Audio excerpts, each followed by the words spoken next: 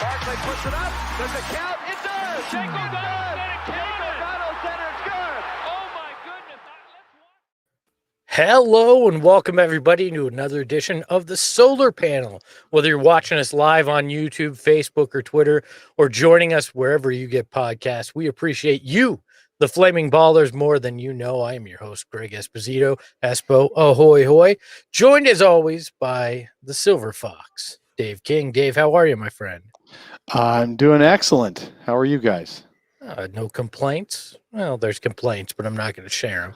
And then the Saul and I Caramel were just Thunder. complaining about aches and pains. So yeah, Well, stuff at our happens. ages, it's no surprise. So, and then the Caramel Thunder from Down Under is the one, the only. Saul Bookman. Saul, how are you? As Phil Collins would say, it's just another day in paradise. By the way, I want to bring up the fact that Saul had Phil his. Collins? Come on. You can't don't knock on Phil Collins. Come on. My mom is actually hard of hearing. She's deaf. She's like 95% deaf. And the other day she swung by. She's stopping to visit or whatever. And she was like, "Can you play my favorite song?" And I was like, "What song is that?"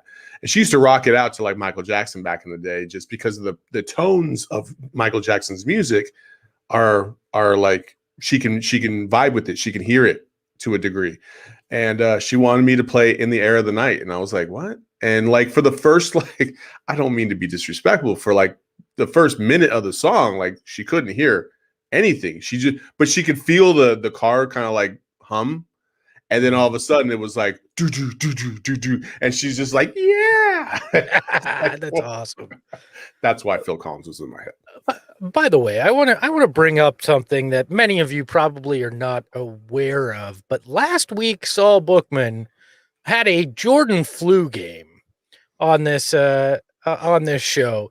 The man had was in such pain and did not let any of us know.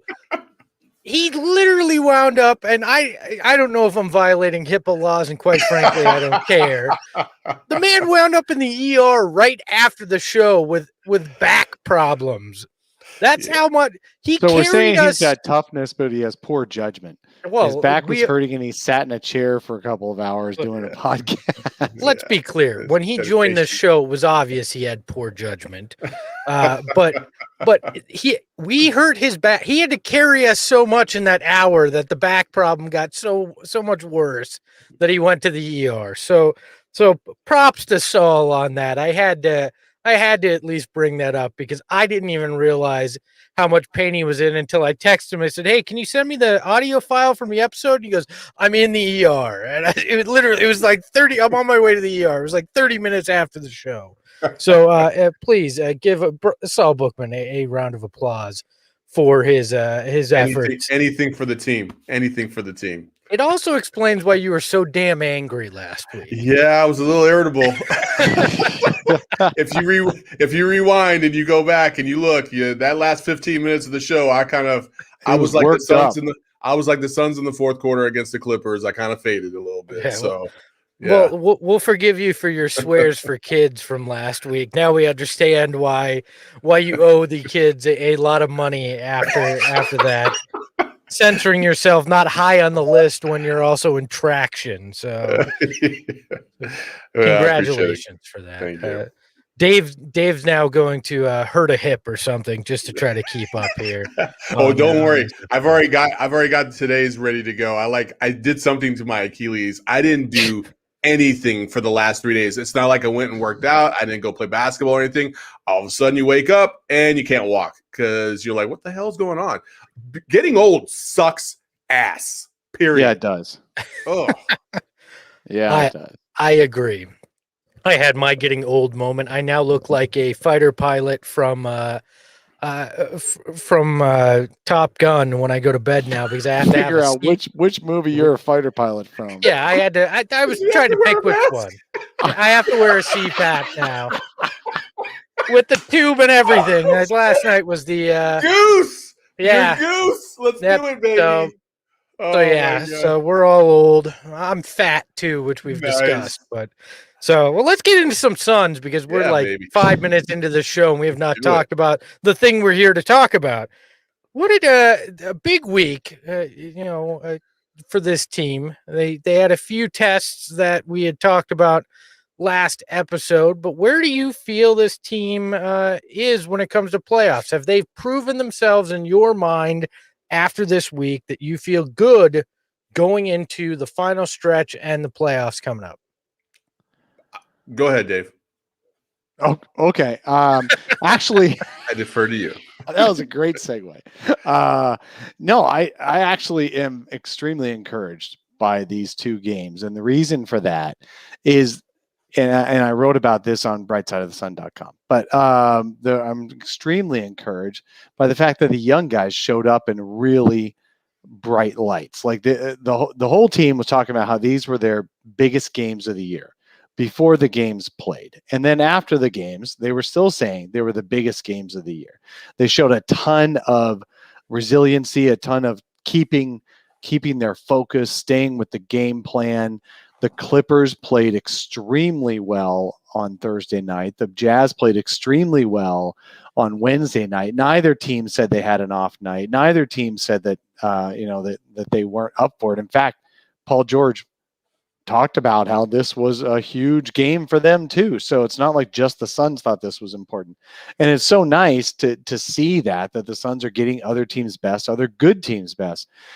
And the Suns are holding the line for it. In fact, DA, after Wednesday's game at home, he's like, man, that was so great hearing that home crowd that, you could tell they were holding our backs, that the home crowd was pumping up the team to make sure that they stayed focused, and it really helped. And so home court does matter, especially even if there's only 5,000 fans in the stands, it does matter. Mm-hmm. The only time the Suns actually floundered was when they were in the fourth quarter of the second game of a back-to-back. And even Devin Booker's like, look, obviously I haven't been in the playoffs before, but what I do know is you don't play back-to-backs. And so that'll be nice, because they did admit that they got tired in that fourth quarter. I left Thursday night's game feeling very optimistic. I think more optimistic than at any point this season. I just think that this team, Dwayne Rankin was on Pharrell's show the other day, and he made I think the best point that I've heard so far is Pharrell has a show. Yeah, Pharrell. Yeah, what? Not the singer. No, Pharrell on the bench. Long time. Yeah, Pharrell on the bench. Gotcha. Yeah. Sorry. Anyway, so he had asked him, does this Suns team have what it takes to get to the NBA Finals or the Western Conference Finals? And Dwayne said, I don't know if they do. However, there is not a chance you're going to be able to play Phoenix and not play your best game to beat them. Like, that's what Phoenix does. Phoenix will make you execute. Their defense is outstanding, and they will make you work to get that victory. So you're going to have to ball to beat Phoenix. And I think that's something that we couldn't necessarily say so much about even the 7 seconds or less. And the reason why is because the consistency of the defense. The defense has been phenomenal. I don't know about you guys, but I got chills when I watched DA. I don't know what you want. Is this going to go into the Manscaped ad? So watching DA play this week, it was the first time where I was like, there he is. That's the dude. Like, the swagger, the vibe that he was giving off, like he was getting angry in some of those games against the Clippers. He was getting irritated that the refs were calling BS fouls against him. Like, I loved it. Mm-hmm. I loved every second of it. I was like, that's the DA everybody's been waiting for. You know what I mean? And all the, DA catches a lot of flack. And Dave and I were talking about this pre-show. He catches a lot of flack. Everybody that had anything negative to say about, everybody that was saying something about DA negatively this week can go jump off a bridge, because that dude, even the dunk from Kawhi on him, like, people were complaining about the fact that he's soft. He should have fouled him, or he should not even gone up and defended him. Like, no, absolutely not. Like, DA trying to block Kawhi's shot is what you want to see from DA. Like, that's it. So I just thought he was amazing this week. I loved everything he provided, and he really gave a boost to the Suns. And they didn't even play their best game against the Clippers. They couldn't hit a three to save their life, and they still were right there in the fourth quarters without making a three-pointer. Crazy. 2 full quarters. No, they just didn't have their legs to make the shots in that second night. And we'll talk about this a little bit later. Of the bench wasn't helping them out at all when the starters needed some rest. But no, I was very excited about the DA thing. I still had to argue, although I shouldn't have wasted my time, but I still had to argue with some people in my Twitter mentions that he wasn't dunking enough in his opportunities at the basket. I'm like, these are the worst games for you to be complaining about anything on that end. 2 points is 2 points. Well, you should be getting a 3-point. Well, you know what? You also don't always get all the points when you go up and you get fouled. So I'd rather just get the guaranteed 2 points. So I thought DA was great. And what's really great is that he is consistently showing up in the biggest games. It's the dumb games. It's the games against lesser teams that he doesn't show up. The big games, he's always there. There's no issue with him showing up on those big games. In fact, Saturday night's game against Washington, I'm more worried about DA not showing up for that one than I am against the Clippers or the Jazz. And that's okay because the playoffs are what matters. Yeah. Look, haters are going to hate. We know that. That's just the way that people roll like that with that. It's some people are just gonna be irrational when it comes to him and not see the good and only see the bad even in good games. I think we've done a pretty good job at being balanced with all that. I do have one more point on DA real quick if I can. There was a couple points, and I think earlier on in the season, and even basically in DA's entire career, even when he got post position, you kind of were still like hesitant to throw the ball down there because, maybe he didn't seal off correctly or his hands were like fumbling or whatever, right? There was a couple times in the last game where DA sealed off position, and there's a difference. You can tell that there's a difference when a dude seals off and is like, give me the damn ball, and seals off like, you can give it to me if you want to. You know what I mean? And DA had position several times, and there was one particular instance where Devin Booker had the ball on the wing and literally was about to get double teamed. DA had post position against, I think it was Pat Bev. And I'm like, dude, give him the ball. Like, what are you doing? And he still threw the ball out. As we move along, that shit's got to stop. There you go. We're dropping money into the bank. I'm still on the fence. I think that Devin Booker and Chris Paul don't trust DA enough on the catch in the post because he's constantly getting double teamed. I don't quite get it because maybe the Suns have never had a guy like this before. So that's why I don't understand how it's happening. But as little as DA gets the ball in the post, he gets double teamed 100% of the time. Yeah. He get 100 every time he drops. The reason that Devin Booker and Chris Paul always have that midi open after the pick and roll where they do the snake around and get to the right. The reason that's open every single time is because the big is always dropping for DA. Yeah. And the guard always digs down for DA, hoping for the pass that they can rip out of his hands or knock down before it gets to him. I just don't understand that everyone says he's so ineffective in the post, and yet he gets the attention of 2 to 3 guys every single time, and that's why the Suns have the best offensive rating in the history of the franchise this year. Which is unbelievable when you consider who's been on this franchise and the teams they've had offensively. Perplex Damage, one of our flaming ballers, donating that $5 to get this comment on the air. He said, after the Jazz game on Jam Session, shout out to the Jam Session guys, I referred to CP3 as Murtaugh, D-Book as Riggs, and DA as Joe Pesci from Lethal Weapon 2. Do you guys agree? This is pulling deep for a reference, and I can appreciate that. Pulling real deep. But yeah, I definitely could see the real question is which one of us is Murtaugh, which one of us is Riggs, and which one of us is Pesci? That's the real question.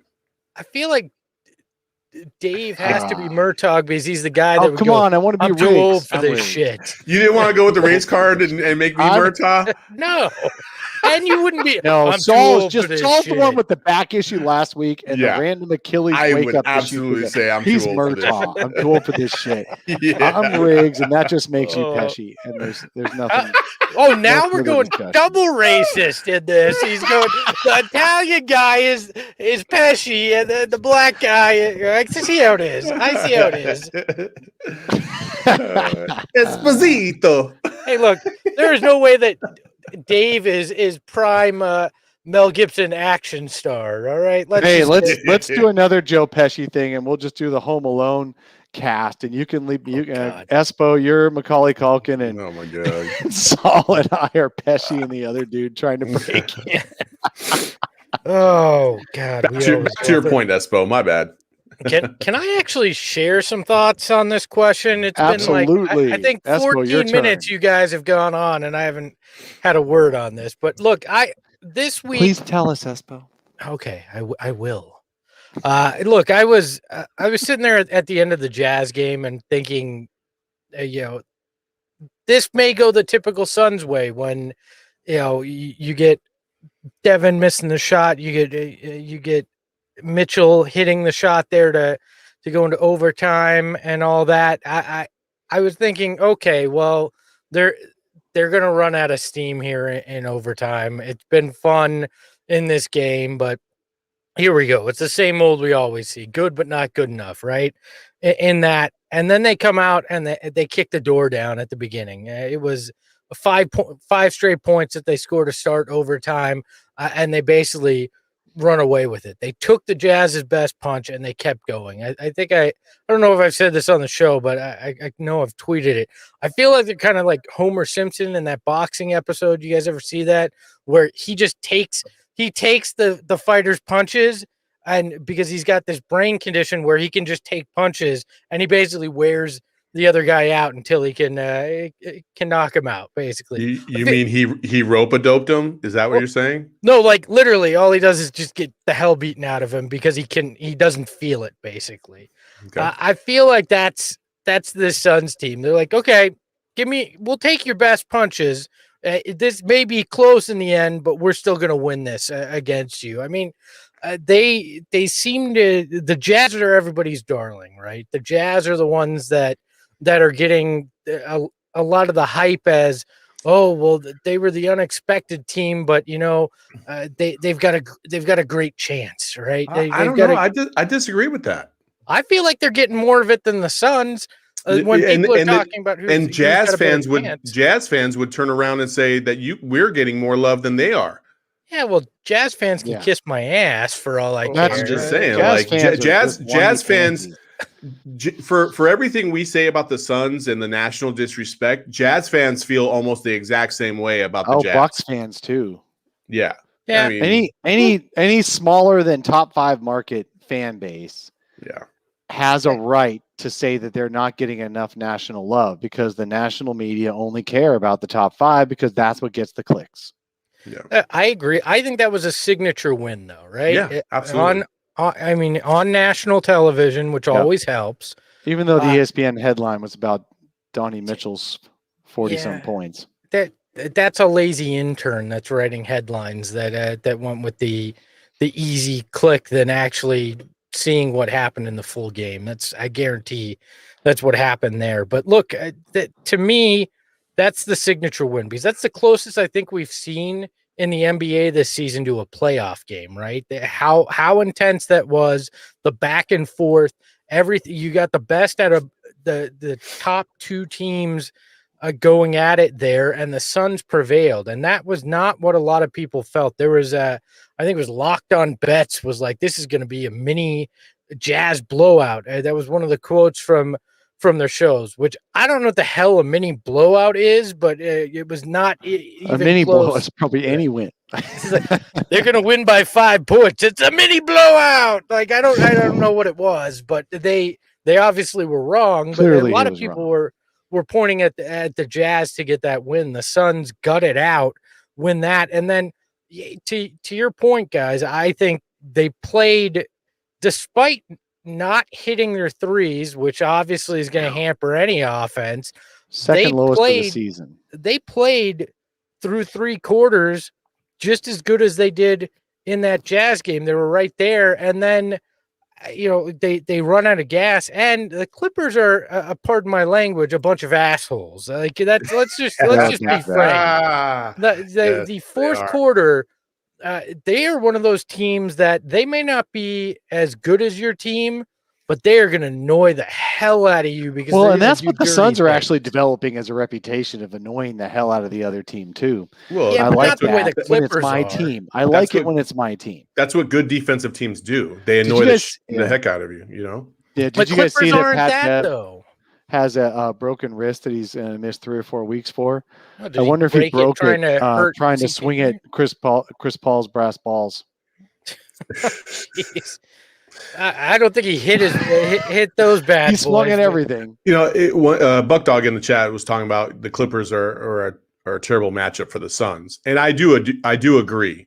I do agree. If Paul George plays like that, they will be difficult to beat because Paul George is the one that you're not expecting to come through to that degree. Yeah. He was hitting threes that I was he's like, really? Make 7 out of 9 threes, and some of them falling out of bounds from the defense. You know what?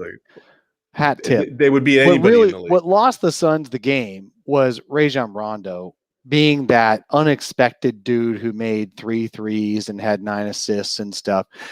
And in games where the Suns will win, it'll be a Suns guy having that unexpectedly really good game. But I think I said it on this podcast. I don't know. There's been so many times I've talked about basketball, but that's what Rajon Rondo does. In big games, Rajon Rondo does that. Like, that's why it was such a genius move to get him over to the Clippers, in my estimation. I feel like that's the thing that might take him over the top if they get far in the Western Conference. Now, the Suns didn't play their very best game.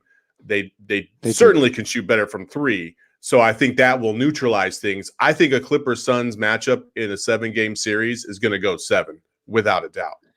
Yeah, I think Rajon Rondo gets them at least one playoff win by himself, doing something crazy in a quarter. I think you can pencil that in.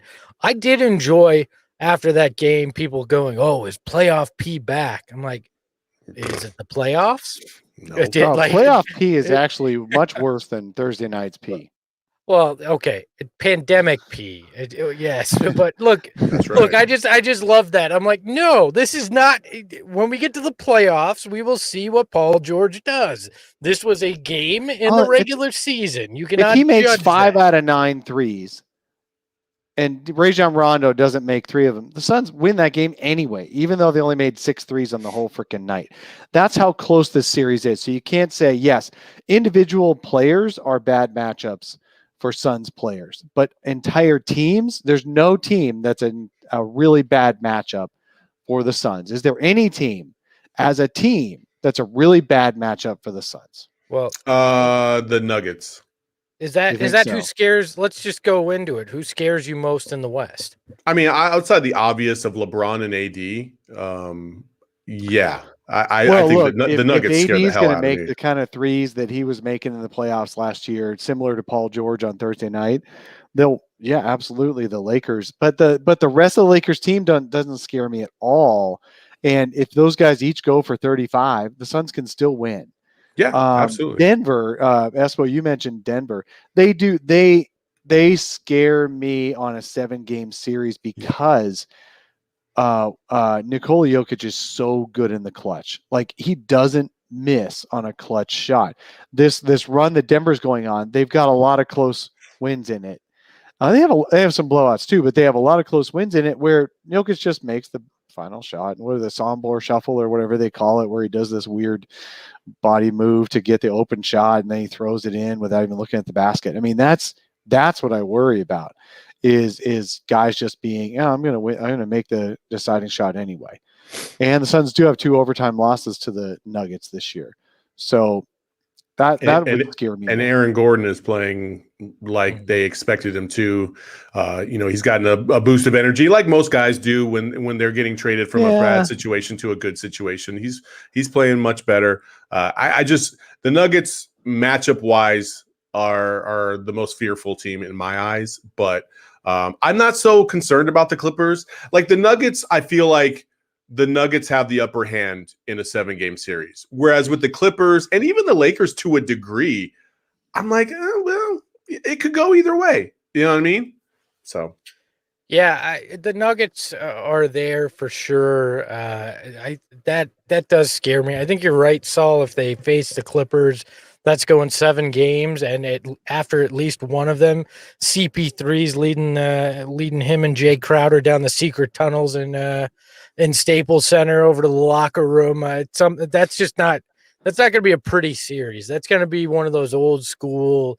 There's going to be some hating on guys in that series. I think the Suns have enough to beat the Clippers in a 7-game series, but that'll be a tough one. The Nuggets scare me, and especially depending, you could wind up facing them early, depending on the back half of the West and everything is still. I think close. The Suns and the Nuggets. I actually think the Suns and Nuggets are going to finish 2-3, which means they would meet in the second round.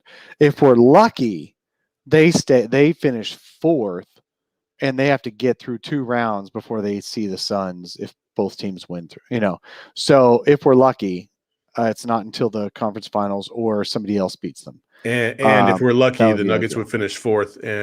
Actually, never mind. Disregard. I was about to say something stupid. Never mind. I was about to say something about if they're lucky, the Lakers will finish 5th, and the Nuggets and the Lakers would have to play each other in the first round. Oof. That would be one. That would be fun. Series. That'd be fun. Just get that. Fun to watch one of those two get out of the way. Yeah. That's the thing. Round. If the Lakers and Nuggets are the ones that scare you the most, you want this to finish where each of those teams have the toughest path to before they meet you, because if they have to grind it out, that gives you a better chance, hopefully. And we don't know the Lakers. I know they're saying LeBron, AD are getting closer to coming back, but you never know what's going to happen after injuries that keep you out this long. And there's also the chance they could re-aggravate something. There are so many question marks in the Western Conference. Here's the thing. Here's the piece of the Suns that I think hasn't been explored yet, and I don't know if Monty just won't ever do it or if he's holding out for now. But going small. So people are God. There's everyone's got to chew on a bone like constantly. And it used to be trade DA. Now it's why didn't we sign a third big? Look, man, if you're talking about bringing in a dude who hasn't played in the NBA in 6 years as your difference maker, no, come on. What the Suns need to do is they need to actually explore going small and just giving up the rebounding battle so that they can take more threes than the other team and just play Torrey Craig and Jay Crowder and all the wings all at once and just see what happens in Cam Johnson and Mikal Bridges and just go that way. They are not, obviously they're going to get beaten up. You can't do that necessarily against Jokic, but you can certainly do that just as a change of pace in games when DA gets in foul trouble. Look, the key to the playoffs is that DA is available for the playoffs. Once that happens, then it's just a matter of how do you fill in that 10, 15 minutes he's not on the floor. Look, you're going to be forced to go small because you don't have another big option. Dario, come on. Dario isn't big. Dario is the size of the guys you just talked about. And let's talk about this too. How worried are you about the slump that Dario's in? Because I'm starting to think this is the real Dario Saric, and the 8 games in the bubble that got him the contract were the mirage. Because we've seen more of this Dario Saric than we've seen of the guy that was a great backup center, and that concerns me immensely with Dario this team going into the playoffs. Dario he did not have a good game last game. Period. No, he's going through a real bad. So somebody just Justin Ramirez in the chat just said, "Give Sticks a chance." Look, man, the dude walks around like he's on sticks. That's this year. This year he's so like Bambi out there with barely feeling his legs for the first time. Next year he's going to be better if he becomes an NBA player. But really, the dude is not ready for this moment. He's not. Here's one thing I am impressed with, though. The Suns have 4 guys who have never even sniffed playoff games in the NBA. These last 2 games this week have been playoff caliber type games. All the Suns' young guys in their rotation showed up. Mikal Bridges got into foul trouble the first night, so he couldn't really do that. But the second night, he had 20 points. Cam Johnson, when he needed to fill in for Mikal, played really well on Wednesday and then played pretty well again on Thursday. DA and Devin Booker both showed up big. And I think that says a lot for the Suns' chances in the playoffs. There's a comment in the chat that says from Cordell Cumming saying, if James Jones believed this team was going to be this good, it was an epic failure to draft Sticks, knowing he probably wasn't going to contribute to a championship contender. And I absolutely disagree. I disagree. There's nobody in that 10 range, or I forgot where they picked 10 that was available that would be like a giant contributor outside of maybe Halliburton, maybe Halliburton. But if you put in Halliburton, that's sacrificing somebody else like Cameron Payne. And I think Cameron Payne has a bigger upside offensively than Halliburton.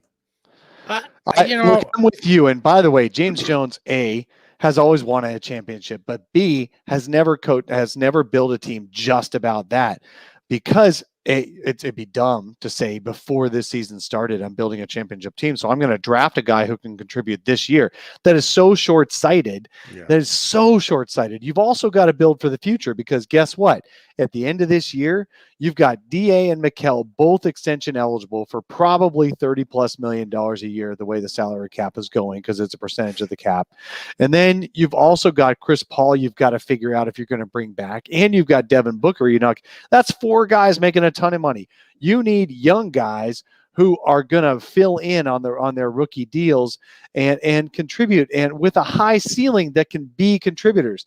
And while Halliburton's a special case. Let's just talk about him for a second. He's a special case. His agent wasn't sending medical info to any teams but the teams he wanted to be drafted by. That is a regular ploy, happens every year. Some agents do that, and you're foolish if you actually draft the guy anyway without seeing their medical info. It's a foolish move. Sometimes you get lucky, but it's not really meant to work that way. That's how agents control the draft a little bit when their guy is not wanting to go or wanting to go to a particular place. Sometimes that doesn't work out. Remember when the Suns maneuvered to get Josh Jackson in that same exact way? That doesn't always work out. You don't know how the guy's going to be in the pros. But Halliburton, would he be a major contributor on this team right now? Potentially, just like Cam Johnson was a year ago. Look, yeah, but that doesn't mean the Suns would be any better. Would the Suns be winning more games with Halliburton there instead of Cam Payne in the rotation? He'd be actually taking a few minutes away from Cam Johnson. He'd be taking a few minutes away from other guys. So I actually don't think the Suns would have won more games with Halliburton. Yeah, you can play the what if game. I could sit here and say, hey, look at what LaMarcus Aldridge is doing in Brooklyn. Wouldn't that have looked great as your third big here in Phoenix, or taking some of those Dario minutes? There's a lot of what ifs you can play. LaMarcus went to Brooklyn because he had promise of big minutes. Yeah, I know. But my point is, we can sit here and play the what if, but this is the group you're going to have going into the playoffs. So you're not going to change that right now. And if you do, you're adding a fringe guy who hasn't been playing to your mix, and it's not going to be a major impact. I mean, there's Deadman and guys like that you can add, but it's not going to be what shifts the balance of power. The bench. That is what I think is going to be the difference here. I think it's a strength on this team. But Dave, what are your thoughts on the bench as we go in to the final stretch here and the playoffs? Well, the bench is just like it's been all year. It's a key. It's a key to the Suns being able to win as many games as they can, get the highest seed. And then in the playoffs, a bench is what's going to make a difference. The reason you're talking about Rajon Rondo winning a game or two in the playoffs and being playoff Rondo is that he's never been a number 1 guy. He's always been a number 4, 5, 6, 8, 9 guy. You need guys like that who are going to step up. So the bench has to be able to step up. We need Super Dario back, not Doofus Dario. We need guys like Cam Johnson to actually make the big shots out there. And Cam played really well this week. He's another guy similar to DA in that he doesn't need to fill the stat sheet to actually be a positive contributor on the court because of the defensive rotations and just filling in the gaps that he does. Jay Crowder's another dude. He barely made a shot in those 2 games, but he was actually really good on defense. And rotations, and it's not always the one-on-one defense that you got to look at. It's the rotations. Does he pop down to tag a guy who's trying to cut to the basket? Is he trying to, do that help defense all the way through? And Cam does that. Jay does that. That's why the Suns are top 5 in defense right now. They're still top 5 even after all this time. So those are the guys who really need to step up, and they have to continue to step up. Cam Payne is a huge question mark. I saw you said his offense is better potentially than Halliburton. Yeah, I mean, Cam's got to be able to make half his threes like he's been for the past year. He's got to be able to make those diving layups like he did in a couple of times in these last few games. And he's got to make smart decisions. His assist to turnover ratio is like 4-1. He's one of the best in the NBA, like CP, and that's why the Suns have low turnovers. You need these guys to really show up to win in the playoffs. But I mean, they're built for that. I'm just going to say that's what this bench was built to do, is to just play solid, and that's what they've done all year. And I feel like it's a strength. I know a lot of people keep going, well, can they do it? They have proven it outside of Dario. They've proven, and they're deep. Guys come in. If Langston Galloway gets minutes because of injury, illness, whatever it is, he comes in and he performs. Etuan Moore did the same thing. We've seen that with Torrey Craig, who just comes in and slides in and gives you quality defensive minutes and is hitting shots. I think this is a strength that is going to put them in position to win games in the playoffs. That's the fun thing. I think we're overthinking this. I think we're overthinking this. Okay, we're seeing regular season mode bench play right now. Yeah. Okay, when we get to the playoffs, that rotation shrinks. It always does. It always goes 7, 8, maybe 9 deep. And for that reason, I would like to see Cam Johnson play a little bit more. I just think Cam Johnson gives you far more upside than basically anybody else on the bench that you're going to bring off. And I think he needs to be on the floor a little bit more with even the starters. I feel like the rotation right now, Cam's getting like 15 to 20 minutes, and that's it. I'd like to see Cam get up to 25. Yeah. I just feel like the other night against, for instance, the Clippers, I didn't feel like he played enough. And I felt like he should have been in there because he seemed like he had some juice in those legs. And when guys were kind of drifting a little bit, he needed to be in there a little bit more, in my opinion. And, and Mikal gives you what Mikal gives you.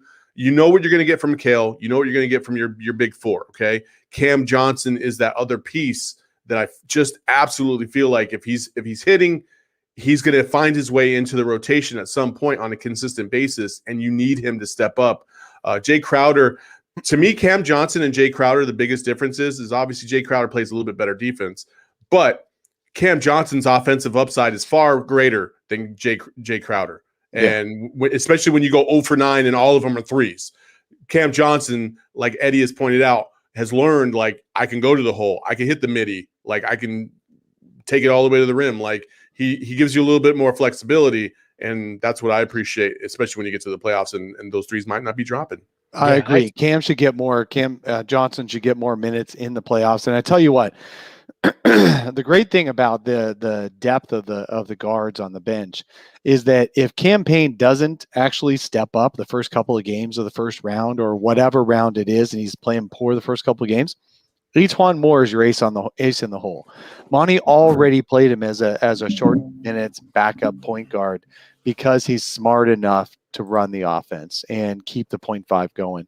So they do have some aces up their sleeves, playing Cam Johnson more minutes and getting Etuan Moore or Langston Galloway out there to make some shots against a small guard opposition would be, is a move that they can make. Yeah, I agree on the Cam Johnson front. He needs more minutes.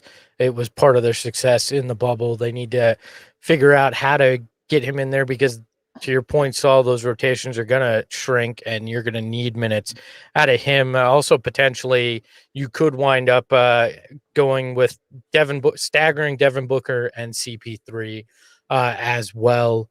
So, there's a lot of different things. But speaking of shrinkage, it's time for our Smooth Baller of the Week. Oh, you got that, Manscaped? You don't got Bush no more. That's what the image is telling you right there. I really thought you were about to try to freestyle for a second. I was like, oh, where are we going with this? No, I'm not freestyling ever. But the music sounds good. Manscaped, Smoothballer of the week. Don't you forget, you can get Manscaped save 20% using that code FlamingBallers at manscaped.com. It's Flaming Ballers, the code, 20% off your complete purchase and shipping. Free shipping there. So Smoothballer of the week, it's Chris Paul, 3 games this week since our last episode, averaging 20.3 points, 7.7 assists, 5.3 rebounds, and 2 steals per game. That is what you call a smooth baller. And you know what, if you don't want to look like if you don't want the boys looking like Monty Williams in a mask, right? You don't want that. You don't want anything sticking out the bottom there, right? You don't want that. You gotta go with Manscaped. They sent us trimmers. I gotta tell you. Well, they sent 2 of us trimmers. Dave, Dave hasn't gotten his yet, but I'll send him a bottle of Nair. He can dip the boys in, and it should take care of that. Oh my! Too. But if you don't want that burning, you don't want that pain. Manscaped is honestly one of the best products I've ever used downstairs. You can trim up the boys, and you can get it for 20% off. Flaming Ballers. Use the code at manscaped.com. Save 20%. Get free shipping.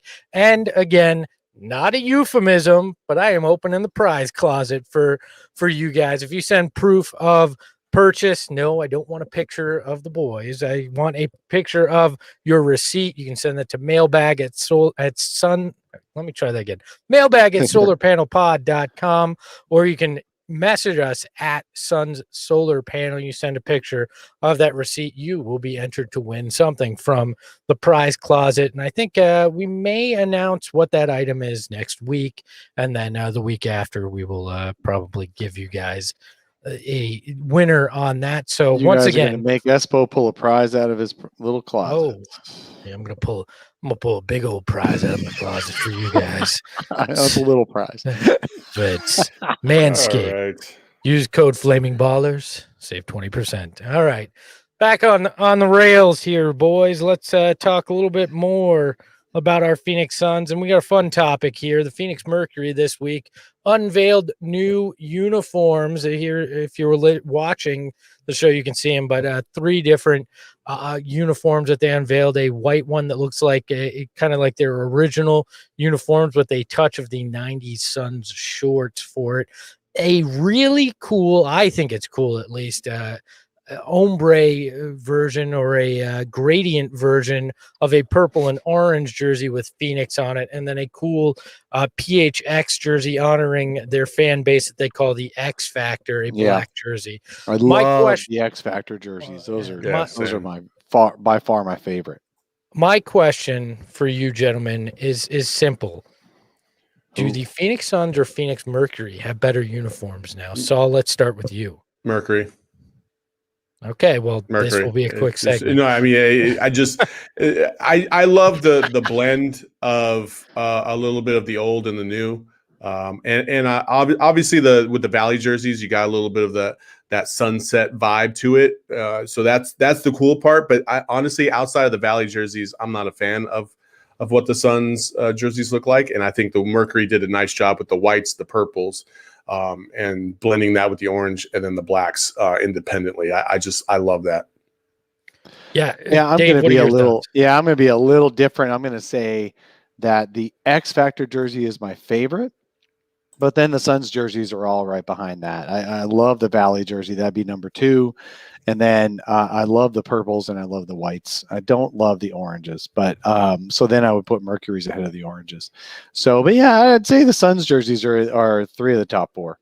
Look, the Valley jersey's number 1 across the board, but then I actually slot the purple and orange Phoenix Mercury jersey as number 2 on that list, and the X Factor number 3. One of the cool design touches on that X Factor jersey is not only the PHX with it representing the X Factor, which is obviously the Mercury fan base, which they were dubbed that 25 years ago when the franchise started. But then along the side of that jersey, I don't know if you guys noticed, and Saul, if you want to put the picture back up for those watching, there's actually an X along the side in the design from the side of the jersey to the shorts. The piping actually makes an X on it, which is a really cool little design factor. I think it's Valley than those two Mercury jerseys. And then I think probably the purple Suns, white Mercury, then the white Suns, and that orange Suns jersey is the worst of the bunch. I just, I agree. I don't hate love the orange Suns jersey, but it is the worst of this bunch. Look, I've hated any orange version of the Suns uniform because you look like you're working at Home Depot, first of all, especially that first iteration. Second, it's usually just a neon toxic waste version of orange. It's about as bright as you can get. So if you don't look like you're working at Home Depot, you look like a damn traffic cone. And then they put the little tiny sunburst on the front of this one, which it's like we've been pounding the table for the burst to be back. And then they're like, okay, we're going to kind of give you what you want, but you're really going to have to squint to see it. And that whole thing just, I can't stand the orange uniform. I think the white is a very difficult uniform to look at as well. Purple's always nice because it's a good color, but it's about as bland as you could be outside of the 7 seconds or less uniform. So I think the Mercury actually have a much better set than the Suns do right now. And major props to Nike for creating a whole look for the league as a whole. That is very, very cool. The only thing that I don't like about the Mercury jerseys and a lot of the WNBA jerseys is sponsorship logos now under the main verbiage and stuff. Like the Fry's logo that they have is on the abs now, which I guarantee half the time is going to be half tucked into the jersey, and it's just going to look like it's just trash. going the NASCAR way. It's not the worst thing in the world. Well, look, I get it. You gotta make revenue. That's one easy way to do it. But it would be such a clean look if you didn't have that. So if you, the Flaming Ballers, want to weigh in, you can do it in the chat if you're watching live, or tweet us at Sun Solar Panel. We want to hear what you think. Saul, did you have any other thoughts? Yeah, I just wanted to address something real quick. Like, first of all, listen, the Phoenix Mercury and the Suns have a great relationship. They're obviously partners. And they help each other out, right? And I think the unveiling of these jerseys is awesome. And if you're going to be in this chat, cool. If you're going to be in this chat and be completely sexist and ignorant and stupid, you can go somewhere else because I'm not here for it. And the Phoenix Mercury and women's basketball in general is fun to watch. And if you haven't opened up your mind enough to watch it enough to understand the beauty of basketball as a whole, like, I'm all for ball. I don't care if it's a woman. I don't care if it's a man. I don't care if it's little kids. Like, I love watching little 8-year-olds play at the YMCA. I don't give a shit. But if you're going to be ignorant and be completely sexist, take your ass somewhere else. You're not a Flaming Baller. You're a loser. Bye. Yeah, no, I agree because, I'm a girl dad, and the coolest thing I've ever girl dad too. One of the coolest things. I won't say the coolest, but one of the coolest things I've experienced is I was playing NBA 2K last year, right? And my daughter was 3 at the time, and the WNBA's in it. So I played a game with the Mercury, and I don't remember who I played. It was probably Las Vegas. And my daughter was sitting there, and she basically was like, "Oh my gosh, it's girls playing basketball. It's like me on the game." And I was like, "Yeah, they play." And I was telling her about it, and her eyes just got so big, and it was like, "Wow, this is amazing." And to me, the impact that the Mercury have had over the last 25 years on women and young girls in this town is huge. It is unlike anything else, and I give a huge shout out to that entire franchise and what they've been able to do. Diana Taurasi, I've said it before, I'll say it again, is the best athlete in Arizona history. You can argue with me on it; it's perfectly fine, but it is. She got more championships than anybody, all the other teams combined. Championships, gold medals, MVPs, best ever to play your sport. Like, you can't tell me there's anybody better than that. And she's been here an entire career. Oh, and because she doesn't make enough money in this league, in the off season, she had to play in Russia for a lot of her career too. So she was playing of those girls. They have basketball. To play overseas to make real money, so they can come back and play the WNBA season. And if you've never had a chance to listen to a 30 for 30 with Diana Taurasi playing overseas in Russia and the craziness that has happened over there, like, just take some time and listen and educate yourself on what these women are trying to do just to play ball. And I think we can all appreciate, like, this is a Suns chat, yes. But the reason why we love this chat is because we love basketball more than anything else. Like, that's what this is all about. And that's what this show will always be about, is about Suns and basketball. And we love good ball. And we could also admit, like, if we were playing the Lakers, you know, back in the day and they had Kobe, like, if Kobe dropped 50 on us, we're like, damn, that dude's good. You know what I mean? Like, it just is, because we love ball and we can appreciate it. We might hate him, but still, like, that's just what it is. And we can appreciate ball at every single level, no matter what your gender is. So don't be ignorant. Come straight. Look, I dropped the mic, but it's on an arm here. But that is a mic drop moment. Yes, I 100% agree. So let's move into I would the drop the mailbag. mic if I could afford it. Yeah. Actually, you know what, Dave? Because you haven't talked enough today, I'm just gonna go. Let's stat me a little bit here, Dave. Ooh, Dave, stat me. All right. So we've been wondering, how good is this Suns team? How good is this current iteration of the Suns? They were so bad for so long. It's hard for us to accept just how good this team might be. So I'm going to throw a little bit of knowledge at you guys and see if it sticks. Currently, the Suns' offensive rating, it's the highest offensive rating in their entire franchise history. That's their points per possession, basically. Best offensive rating in entire franchise history. That is still only 7th in the league this year, and it's just barely below excuse me, the offensive rating of the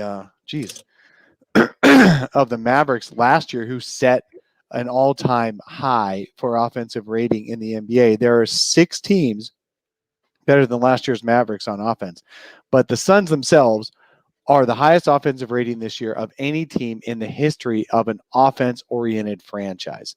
This team has a history of being great on offense and average on defense. Well, the Suns are ranked 5th on defense.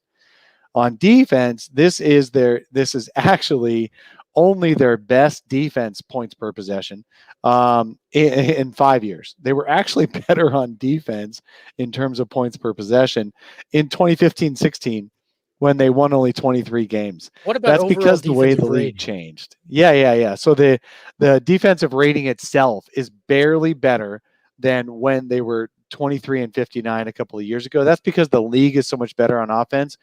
The Suns are 5th in defensive rating across the league this year because everyone's offense has gotten better. But relative to the league, relative defensive rating, the Suns have their best relative defensive rating to the rest of the league in 20 years.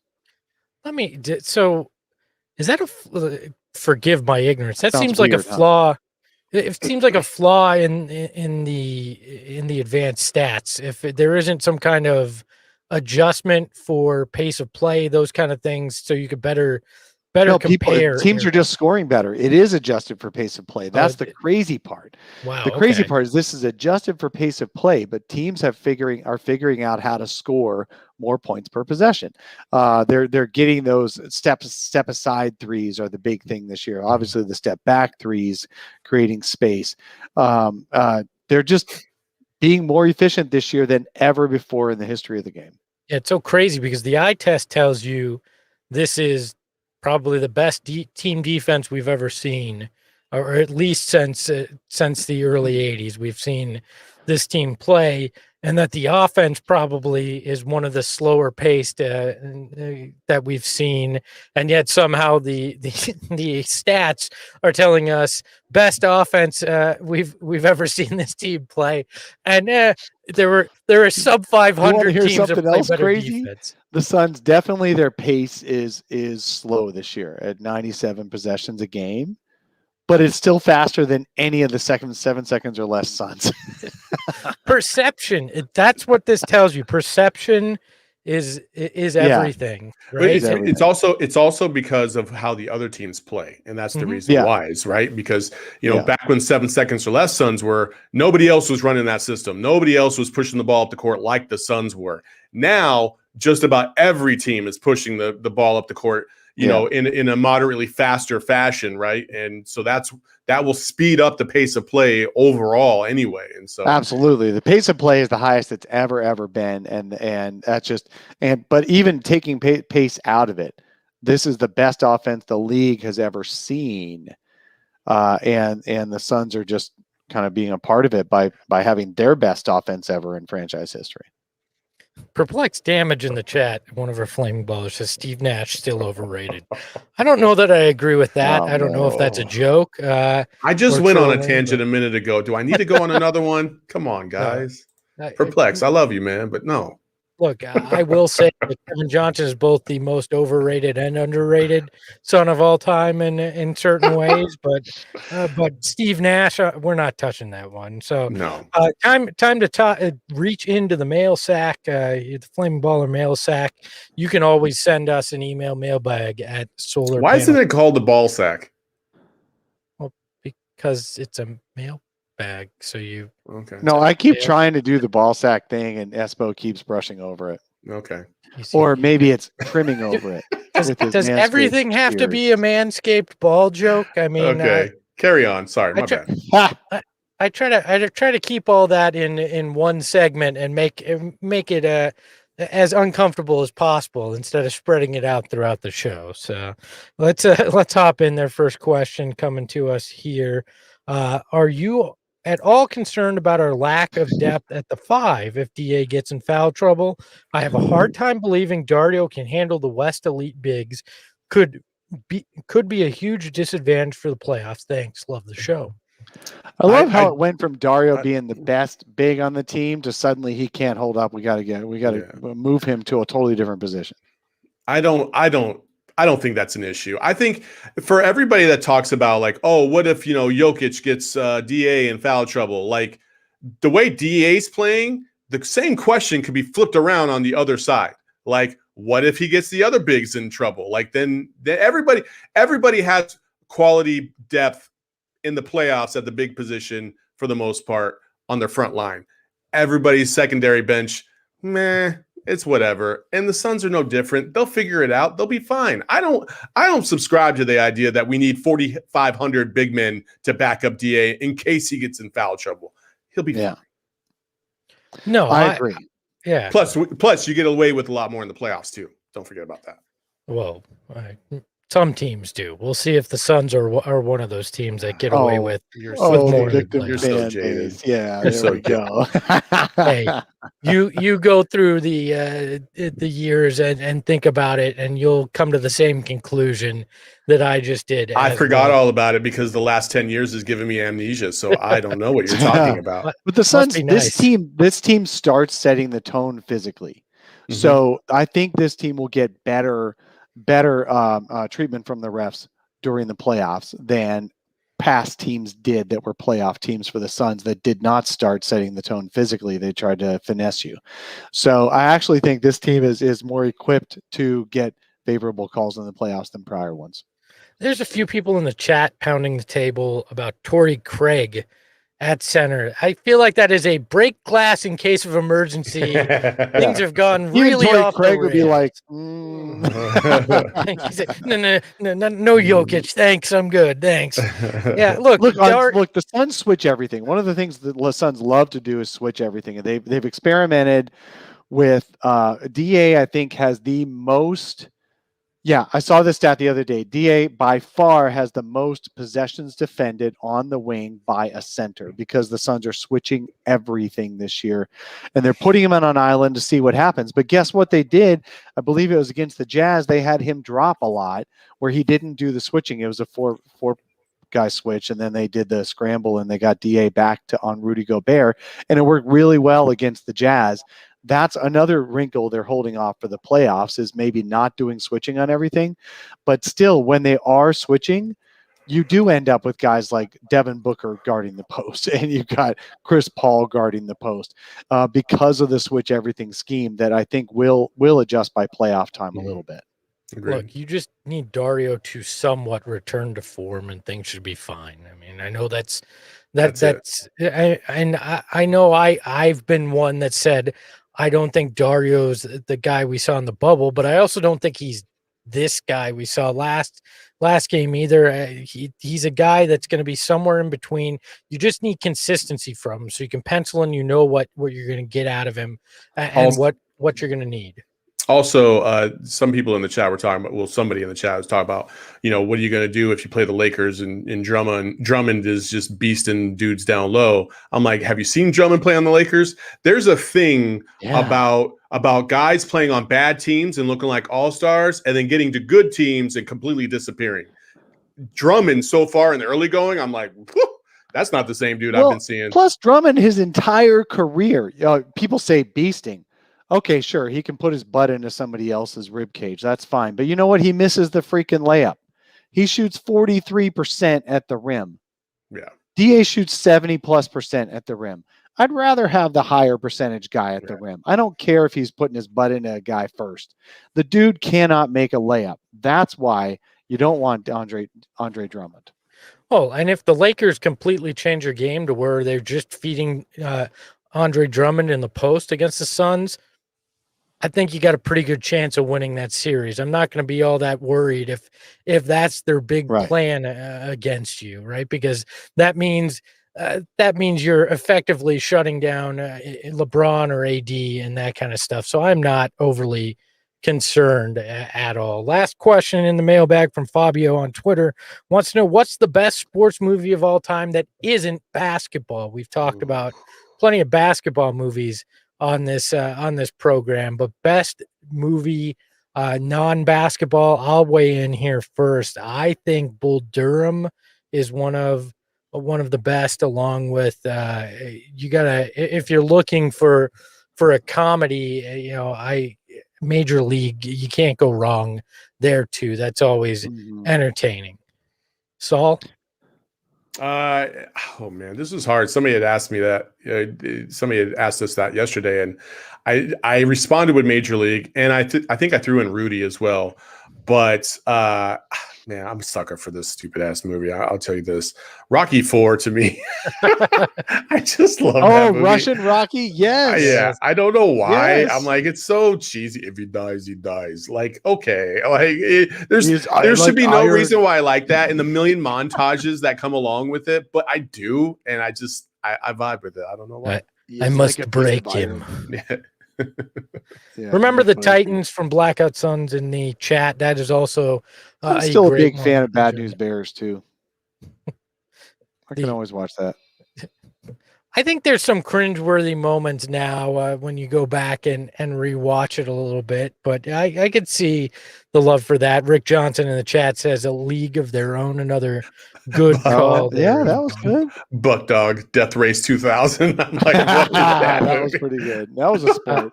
That's for sure. I've never seen that. I haven't even heard of that. Oh, you haven't? No. Oh, is that that's real? awesome. 200 points for the lady crossing the street. They were racing across country, and they get. I've never heard of that. That's crazy. Yeah. Oh, yeah. Somebody in the chat says Rocky IV ended the Cold War. That's another good reason to like that movie. So that is Rocky III, and I got to say that was the worst by far of all of them. Is that the one with Clubber Lang? Yeah. Well, yeah. Well, he's getting them tired. Yeah, that's. I will say that is a fun quote to use whenever somebody asks you for a prediction of things. Is just Payne, especially when you have Cameron Payne on your team. It's fun to do. But basketball, oh God, no! There is actually a lost episode of a podcast that used to be done that Saul was part of that I was bested on, and I was forced to watch basketball, and it was god awful. Basketball, please. Benchwarmers was good. I like Rick's comment on Benchwarmers. The Replacements, Keanu Reeves as what amounted to Jake Plummer. I always enjoyed that one. That contributed to the resurgence. Everyone knows I will survive because of that movie. That has one of the greatest quotes in movie history on there. It was like when Clifford Franklin is like the cold. He's the only one catching it, the only one coming down with it, baby. I just love the Chicks Take Stars quote. I can't remember the whole thing, but that's Chicks also a lifer. And what is it? Chicks Take Scars and something lasts forever. I don't remember, but great speech there. That's a fun one. So let's wrap this one up. As always, it's a bumpy landing, but we're gonna do it anyways. It is the solar panel. Thank you for listening. If you want to follow the show, you can follow it at Sun Solar Panel. If you want to follow Dave, it's at Dave King NBA. The NBA is there because Dave's ego needs it. And then it's at Saul _Bookman. If you want to follow Saul, the underscore there, because Saul the Saul needs time to get to the emergency room while the Bookman's in pain. And you can follow me at Espo on Twitter. So we'll let Saul get on with whatever ailment he has to go get investigated.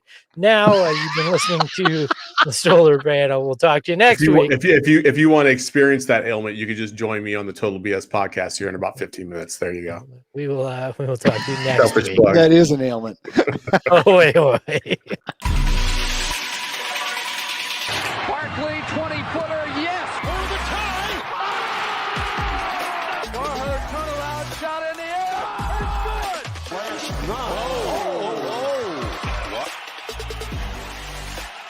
Finds the Barkley puts it up. There's a count. It does. Shango does.